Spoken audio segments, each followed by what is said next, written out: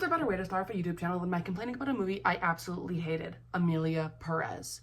Hi, my name is Jay. I'm autistic. My special interest is TV, but especially television shows. And today I'm here to talk about the dumpster fire mess that is Emilia Pérez. Now, Emilia Pérez started ruffling some feathers when it was announced that famous No Sabo kid Selena Gomez was gonna be one of the stars. Now, listen. As another not so famous No Sabo kid, I was low-key a little excited because we need some No Sabo kid representation, okay? And I know I look whiter than the snow outside right now, but I am in fact Puerto Rican. My mom was born and raised there. Not that I need to prove myself as a Puerto Rican, but I grew up there for a while. I lived there when I was a kid. Like, I promise you I am Puerto Rican, despite my redness. The fact that Selena Gomez being a No Sabo kid and like having bad Spanish isn't even the most insane thing that happened. Like, I was pro Emilia Pérez because I was like, okay, No Sabo kids. Like, I don't want people making fun of the No Sabo kids. And then it came out. And I don't know about y'all, but I'm still on Twitter. And the stuff that I was seeing about this, I was like, there is no way this is that bad. And then I watched it. And it was. If you've never seen or heard of Emilia Pérez, let me give you a quick rundown. So we open on this lawyer, Rita, and she's having a boring life. She hates her job, but she's really, really good at it. She gets an invitation to help out the leader of a super big drug cartel in Mexico. Turns out the leader is a trans woman who isn't out to anyone yet, and she wants to fake her death, get a bunch of surgeries, and medically transition and dip. She wants to be who she always was. So she does this, leaves behind her 2 kids and wife without telling them, and we get the famous TikTok song, From Penis to Vagina. Man to woman. From penis to vagina.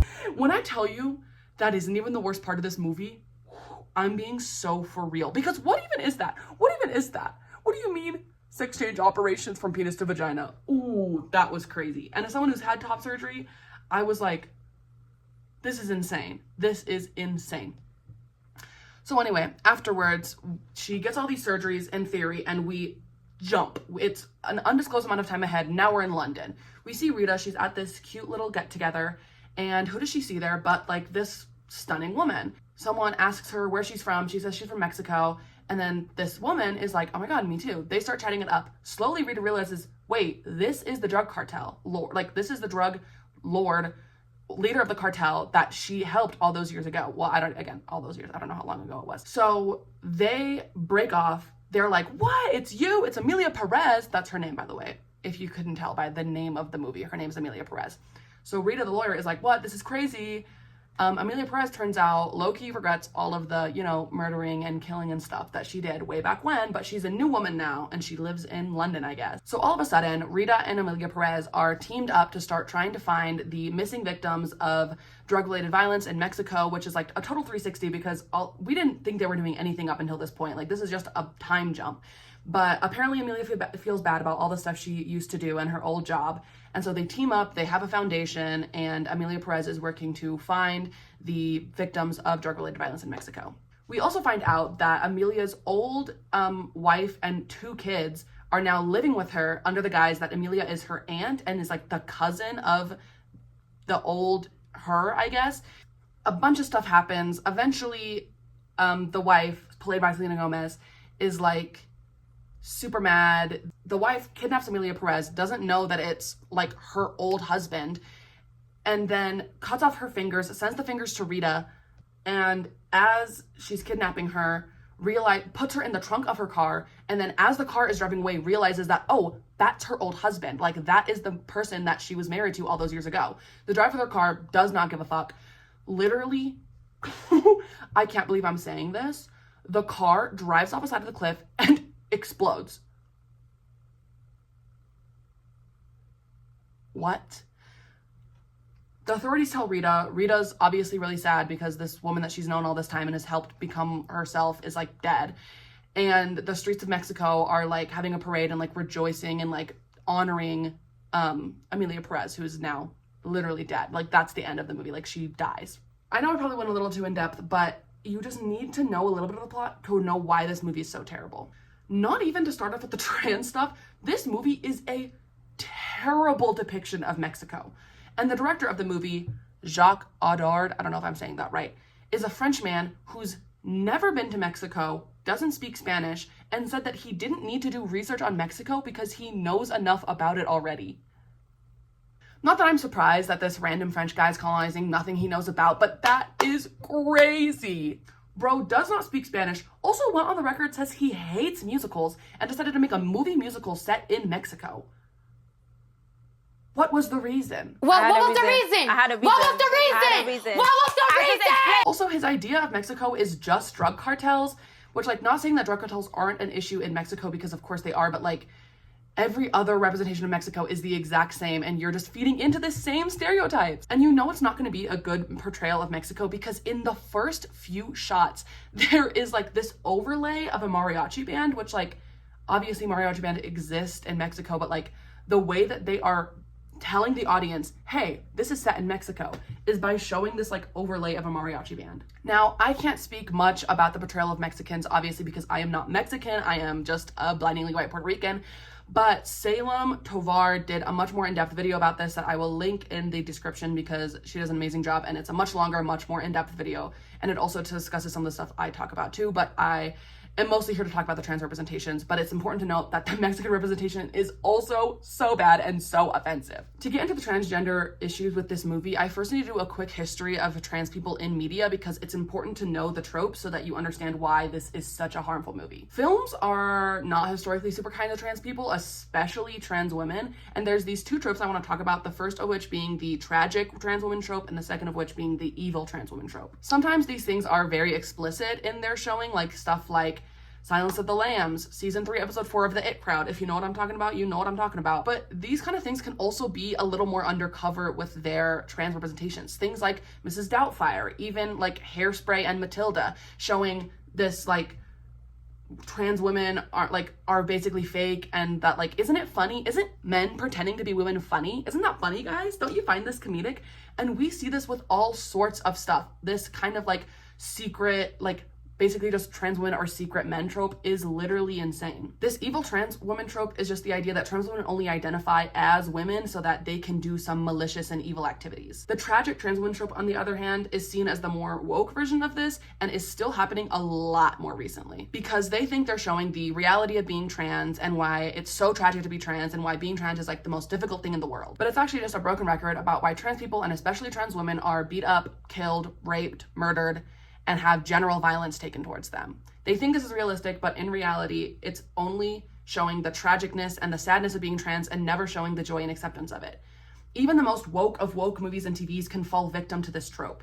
Trans people, especially trans women, and especially trans women of color, are statistically more likely to have violence acted upon them. We as a group are more likely to have mental health issues, suicide attempts, harassment, sexual violence, and being murdered. While it's important to showcase the real issues that trans people face, it's really difficult as a trans person to only see yourself represented in people who are having terrible things done to them. I'll probably make a video about this in the future, but I think this is one of the reasons that trans people are so likely to headcanon non-trans characters as trans people, just because we are so desperate to see ourselves in people and see people that are joyous. I'm trans, and I've dealt with some bad shit. But I also have loving parents and a loving sister and accepting grandparents and friends and good family, and I love school and I love my job and I have hobbies and I make YouTube videos now.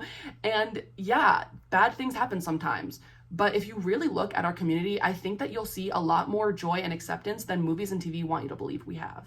And I know my story is not that of every trans person, but I think in a time, especially with our orange dictator in America, it's important to highlight that we do have fun. And just because this person wants to erase us, we need to highlight the good times more than ever. Also, me personally, I'm just tired of the evil trans person trope. We already have Caitlyn Jenner. We don't need any more representation. How is it fair that Caitlyn Jenner gets all the evil trans representation in the world and us happy trans people get breadcrumbs? Can we get back to Emilia Pérez, please? Yo. Emilia Pérez falls hard into these tragic and evil trans woman tropes. It reinforces over and over that being trans is killing your old self, and that coming out is lying to everyone you care about. This type of representation in movies only makes it worse for real trans people when they do have to come out. This idea that parents hold of, my child died when they came out, when in reality, your child didn't die, your child became who they are, and you become the same person the entire time. When I came out, I wasn't a different person. I was just telling the world who I really was. In Emilia Pérez, she lied to her wife for 3 years about being on hormones and what I can only assume to be estrogen, which I just find so hard to believe, because there is no way that your partner is on estrogen for 3 years and you don't notice anything different.